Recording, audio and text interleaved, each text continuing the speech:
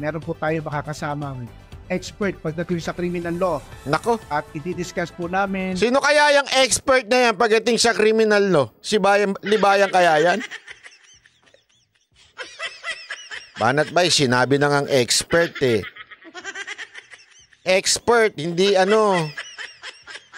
extraordinary lawyer. Yung extra yung sinasabi niya, puro extra, hindi naman totoo. O, tuloy natin. Mga issues about death threat, about age of sexual consent, about libel and cyber-libel. Siya po ay isang professor at reviewer sa criminal law. Nako. He's a graduate of FEU Institute of Law. Nako. 1990. Admitted to the Philippine Bar 1991. Law professor po. Nako, law professor ha. Linawin natin, hindi ho ito vlogger.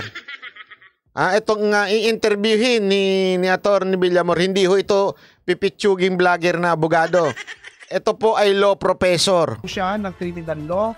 Law professor ng criminal law. Criminal law review and criminal procedure. Criminal law review and criminal procedure. Ang lalim talaga ng mga procedure. Kaya mabigat po ito. Sa DLSU. Nako, professor sa DLSU, FEU, DLSU. Ang lupit. Hindi ho ito tambay sa bahay na nagnonotaryo lang ha. Okay, linawin ho natin.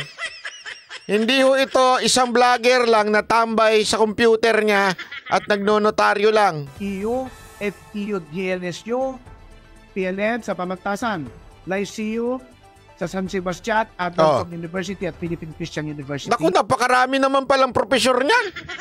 Sigurado atalino at tao ito. Atalino at tao to yung guest nito.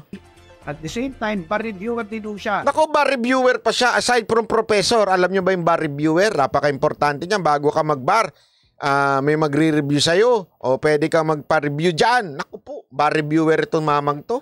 Siya po ang nagbibigay ng lecture at review sa mga law graduates na kukuha ng bar. So isipin mo sa mga kukuha ng bar, ibig sabihin yung mag-e-exam, mga graduate na ho to sa law, siya ho ang kinukuha para i-review ka at siguraduhin makapasa ka. Ako, naniniwala ako. Si Libayan hindi nakapag-ano dito. Nakapag-enroll sa tao na ito. Bakit? Nakailang bago na pumasa di ba? Kasi sigurado ako yung mga tinuturuan nito, pasado ka agad Si Libayan, medyo Kanino kaya nag-review yung si Libayan? Alam ko na kung kanino. Kay Google. Kay Professor Google. O kay yung mahilig yun sa anime, di ba? Mahilig sa Japanese yun Bar reviewer po siya sa Juris Bar Review Academy. Sa Agogo Bar siya nag-review. Ayun. Malamang. Sa Agogo Bar nag-review. Kay Goku yun. Hindi kay Goku yan nag-review. Villasis Arellano University. Naku po. San Sebastian. Naku po. Center. UP Law Center. Matalino ito. Dito pa lang. Tagilid na si Libayan dito. UP Law. Doon siya nagre-review. UP Law Center. UP at sa Chan Robles. Nako, Chan Robles, alam ko rin niya kasi nakikita mo yan pag Google mo, maraming dyan. May libro. Ayan. Update. May libro pa, hindi lang vlogger. Of criminal law. Ito po, bigay niya sa akin. Updates in criminal law. Naku, gusto ko yan. Professor, Attorney Tikson. Baka naman. Rin ako, magaling din ako sa criminal law. Maalala ko, tatay ko noon, binigyan ako ng libro. Pag-aralan na naman namin, isang ganong kahabang libro, sabi. Pupukpuk ko sa ulo ko yan para pumasok yung kaalaman. Hindi, ganun talaga. Grabe. Ayan. Autograph pa yan. Ready, best regards, Jojo Tikman. So, without further ado po, I'm introducing to you Attorney Modesto A. Tikman Jr. Now, dahil sa siya ay, let me call Attorney Professor Joe, kamusta ka na? At magandang araw din doon sa mga Ano ko sniper? Kaya yun. Pagkakatay din 20, kulang yun at 20 net mo. Naku, kulang pa pala. may... But wait, there is more, sabi nga. Pero papi, sa Ayan. Ano pangalan yan? Ayan. O sa mga law students dyan, Oh, sa mga law students dyan ha, tsaka yung mga gusto matuto ng law, wag ko kayo kung kani-kaninong vlogger pumupunta. Pakaalam pa lang nung channel niya, batas natin. Sarili niyang batas yun eh. Wag ko kayo Gusto nyo matuto ng law. Tapos pupunta kayo sa isang vlogger na ang dinidiscuss niya, yung batas niya. Batas natin. Yun lang yun eh. Ba't kayo pupunta doon? Anong credential nun? Vlogger for how many years? Ganon. And, alam nyo, napaka-importante niyan. Pag kayo gusto nyo matuto, pumunta naman kayo doon sa talagang nagtuturo. Hindi yung nakaka-entertain sa inyo. Pambira, oo. Ayan o, puntahan nyo yan.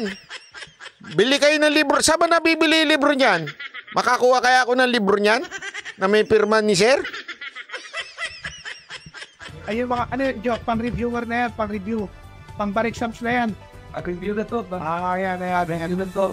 Sarap basahin yan. Kaya, yung po, kaya yung pong mga hindi naniniwala sa akin pag ako nagdi-discuss, itong paniwalaan nyo. Ito na pong authority at expert pagdating. Attorney Villamor naman, wag mo sabing hindi kami naniniwala sa'yo. Si Attorney Goku lang naman ang di naniniwala sa'yo. Pero kami po, alam mo, ito, walang biro ito. Si Attorney Villamor, kilala ho yan ng tatay ko. Walang biro. Nung nakita niya nga na sinasabi ko dito si Attorney Villamor, sabi niya, grabe yan, matalino yan. Yung abogado na yan, napakalupit yan. Ang mga kaso niyan, mga bigatin. Hindi yung mga small time tapos talo pa. Small time na nga talo pa. Hayop. Debate na nga lang, talo pa eh. Hayop yan. Tapos yung kayo maniniwala, debate na yan ha. Hindi pa yung kaso, hindi pa yan sa korte, talo na.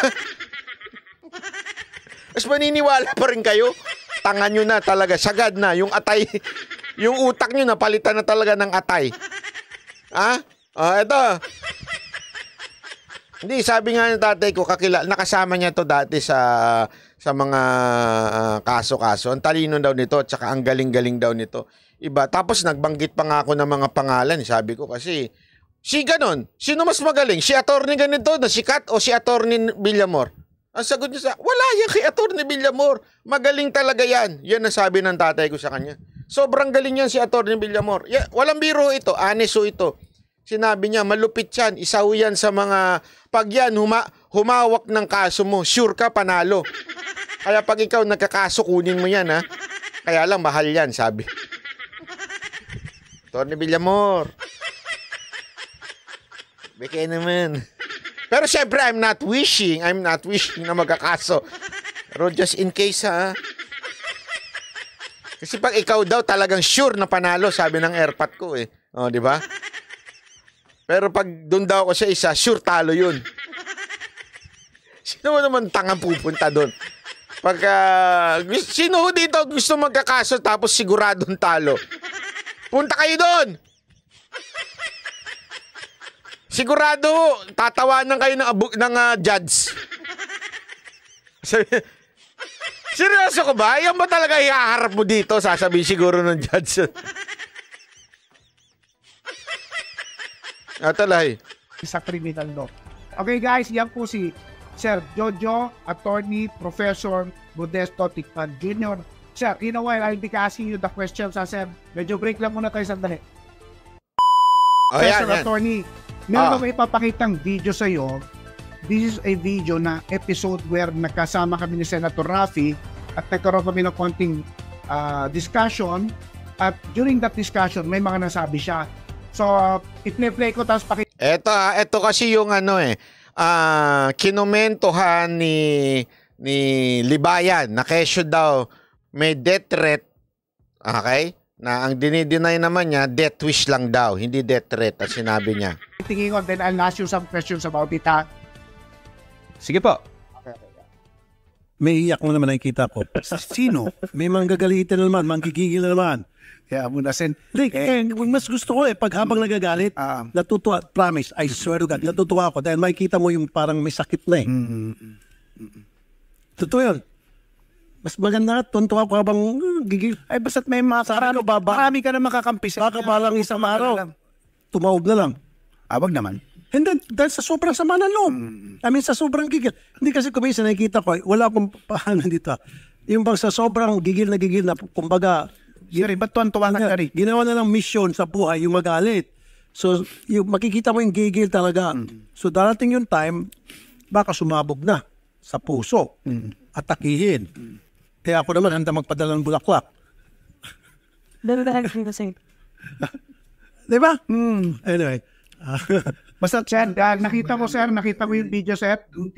Kita ko na, narinig ko pa. Ngayon, ganito, ang question ko regarding this video is, meron bang death threat na sinabi o nabanggit si Senator Raffy o pwede ba natin i-consider na death threat yung mga binanggit niya? Unang-una, no, pag sinabi mong death threats, no, pinagbabantaan mo yung isang tao na papatayin mo siya. Hindi yan krimen eh. Okay, yung death threats mismo, death threat in itself, no, could be a crime kung ito ay binanta mo ito sa isang tao na sasabihin mo siya, papatayin mo siya. Yan ay pinaparusahan sa Article 282 ng Revised Penal Code, no? Tawag sa crime na yun, sir. Ano yan? Yung Article 82. Anong crime yun? Grave threats kung pinagbantaan mong papatayin. Okay? Kasi ang definisyon, no, ng krimen na grave threats, no, or masidhing pagbabanta sa Tagalog, ito yung yung threatening another of the infliction of a wrong upon one's person, property, or honor, or that of his family, which threat amounts to a crime. So pag sinabihan mo isang tao, papatayin kita, yung pagsasalita mong mismong yon, krimen na yun eh. Kasi yung pagbabanta mo, yung laman ng pagbabanta mo, isang krimen, no, sa ilalim ng Kodigo Penal natin. Yan pwede yung murder, pwede yung homicide. Yung pagbabanta lang kahit walang kondisyon, kahit wala kang inihiling na kapalit na pira. Pero in this case, it cannot qualify as a grave threat or death threat. Hindi eh. Whatever. Sabihan kita, Attorney Freddy, sabihan kita, mamatay ka na sana, di ba? Pagbabanta ba yun? Hindi yun eh. Tapos, sir, ito pa tanong. Malinaw yun, ha? Hindi ho yung pagbabanta pagka sinabing mamatay ka sana. Iba ho yung mamatay ka na sa mamatay ka sana. Okay? Linawin natin, ha? Okay. Can somebody claim? Kunyari ako, can I claim that yung sinasabi ni Senator Raffy, assuming that it's a death threat, or a grave threat, can I claim, based on the statements of Senator Raffy, that ako ang tinutukoy o may tinutukoy na tao? Wala nga akong narinig na nabanggit na pangalan eh. Pangalawa, sabihin na natin na itong pagbabantang ito patungkol sa isang abogado, ilang libo ba ang abogado dito sa Pilipinas? Actually, alam mo, tama yan eh. Kasi isang ang facts na kailangan pagdating sa ganyan, pati ho ang libel, kailangan identifiable. Wala namang pangalan. Kaya sabi ko nga ang tanga-tanga nung nag-comment na siya daw yun. O kahit ba sabihin nating sa pananaw ng tao, siya yung tinutukoy, o sa pananaw ng karamihan, iniisip nila siya talaga yung tinutukoy. Gayunpaman, sa husgado, hindi ko pwedeng, sa tingin ko ako yan. Wala namang pangalan. Napaka-importante, lalo na, okay lang maintindihan ko, kunwari ang nagkomento, halimbawa lang ang nagkomento si Boss Dada, sabi niya, sa tingin ko ako yan. Maaring mapagbigyan ko pa, bakit? Kasi hindi siya abogado. Hindi niya naintindihan yung batas na kailangan, pag may salitang ganyan, kailangan identifiable. Ibig sabihin talagang sa'yo sinabi. Ito wala man lang pangalan na binanggit. So, ibig sabihin, kung ikaw abogado, dapat yan ang basic. Basic po yan. Kailangan alam, sinabi na ikaw talaga yung binantaan. Wala nang pagbabanta, wala pang pangalan, walang utak, ibig sabihin nun. Walang utak. Yung inisip niya na siya yun. Close to po ako For all we know, kung pagbabantaman yan, it could be addressed to another person. Okay, tapos ito pa sir, tanong, kunyari, inaako kong ako ang tinutukoy ni Senator Raffy na gusto niyang mamatay o papatayin niya. Eh kung maglabas ngayon ako ng sunod-sunod na video at sinasabi kong si Senator Raffy ay pinagbabantaan akong patayin, Nako, eh pwede ba akong ma-cyber libel nun? nako.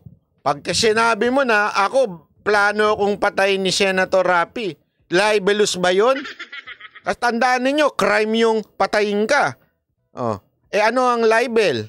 Especially pagka sa ginawa mo to online, mas matindi ang parusa dyan. Oh, ano ba ibig sabihin ng libel? Kailangan nag-impute ka ng crime na gagawin. Diba? O para niya sinabing, may gagawing crime si Tulpo. O, diba? Yan ba ay libelous?